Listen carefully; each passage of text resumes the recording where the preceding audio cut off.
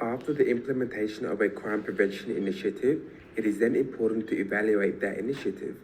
Research evaluation involves systematically assessing the necessities, implementation, or outcomes of a program, intervention, or treatment using some sort of an objective criteria. Evaluation research serves a multitude of important purposes in assessing and informing the effectiveness of a program. Below, I present four of the main reasons why it is important for crime prevention initiative to be evaluated. Firstly, it can be used to assess the performance of a program or intervention, which can help then determine whether it is achieving its intended goals or objectives. Secondly, it can be used to identify if the program is effective in producing the desired results. Furthermore, research evaluation generates evidence that can then be used to educate the community and stakeholders about the program's benefits and potential drawbacks. And lastly, it can be a vital tool in decision-making processes, providing evidence-based insights to determine the continuation, termination, or funding of a specific program or intervention. The crime prevention initiative that I plan on evaluating is the crime prevention through environmental design. Crime prevention through environmental design seeks to establish conditions that deter criminal activity and raise the possibility of detection and prosecution through a defensible space. The notion of defensible space was first proposed by Scientologist Dr. Oscar Newman in 1971. According to Dr. Newman, a built environment may be controlled through its design, which can then help reduce crime.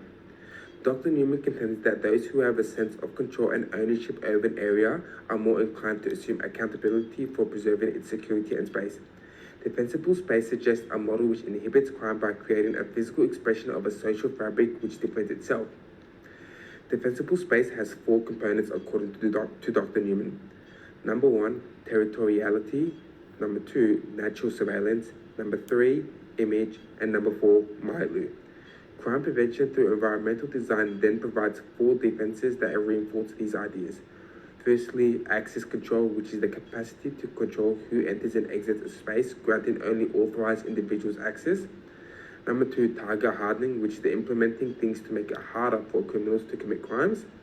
Number three, activity support, which are services that facilitate and improve communication between residents and other authorized community members. And fourth, motivation reinforcement, which is techniques to make people more inclined to follow desired behaviors in the constructed environment.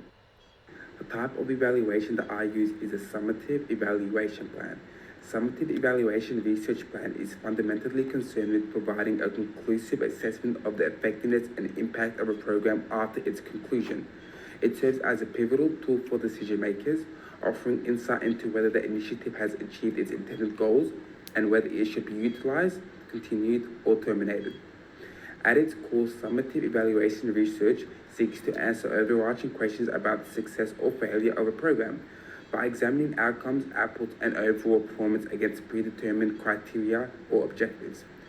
A summative evaluation provides stakeholders with a clear understanding of the program's efficiency. These evaluations are often characterized by their conclusion-oriented nature, as they aim to synthesize findings from various data sources to draw definitive conclusion about the program's performance. The insight gleaned from summative evaluation play a crucial role in informing decision-making processes regarding the future of the program. Recommendations stemming from the summative evaluation can guide resource allocation, strategic planning, and policy development, ensuring that resources are directed towards initiatives that demonstrate effectiveness and align with the organizational objectives. The reason why I utilize the use of a summative evaluation plan compared to other plans is because the crime prevention through environmental design is an initiative that physically changes the environment, and it is almost impossible to gain an understanding of the effectiveness of a physical change until after the conclusion of the initiative. In any study or experiment, the variables, which are the factors under consideration, serves as the building blocks that shape the outcomes observed. Understanding these variables are essential for drawing meaningful conclusions and uncovering insights within the research context. In regards to the implementation of a summative evaluation research plan in the town of Claravale, there are two main variables. First is the prevention of crime, and second is the sense of social security and safety. Conceptualizing these variables within a research context entails a comprehensive process of defining and understanding their roles, relationships, and the intricate ways in which they influence or are influenced by other factors.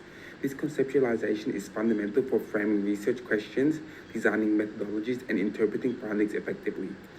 For the first variable, which is prevention of crime, crime prevention encompasses various strategies aimed at reducing criminal behavior.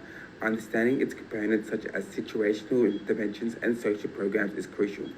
Researchers explore how these strategies interact with factors like social economic conditions with legal frameworks to impact crime rates. For the second variable, sense of social safety, feeling safe is subjective and influenced by individual perceptions and environmental factors. Researchers examine how factors like law enforcement presence, infrastructure quality, and social cohesion shape perceptions of safety. Understanding these dynamics can help inform policies and intervention aimed at enhancing public well-being. I propose the use of a quantitative research designed to help measure these variables. A quantitative research design is a set of structured approaches used to systematically collect and analyze numerical data to investigate relationships, patterns, and trends. It emphasizes objectivity, measurement, and statistical analysis. It aims to statistically analyze numerical evidence to draw conclusions and make generalizations about the study. I propose the use of a survey. A survey is a tool or instrument used to gather data on various topics. It involves gathering data directly from participants, who are commonly referred to as the respondents, because they provide responses to a survey. Why should I conduct these surveys? Well, there are many reasons to use a survey as a means to measure these variables. Firstly, they are efficient. They can be used to administer using a variety of techniques or models. They are used for a repeated measurement, and they are relatively cost-effective. Surveys offer researchers a practical and versatile tool for collecting accurate and reliable data, making them popular in various research fields. The choice between a self-administered survey or an interviewer-administered survey depends on various factors such as the research objective, target population, available resources, and the nature of the resource question.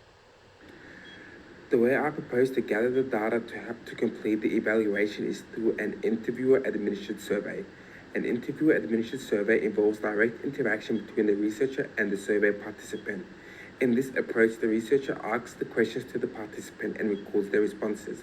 This can be done through face-to-face interviews, telephone interviews, or even video conferences, depending on the researchers and the participants' logistics and preferences. A benefit of this is that it gives the opportunity for the researcher to clarify any ambiguity stemming from the wording of the questionnaire.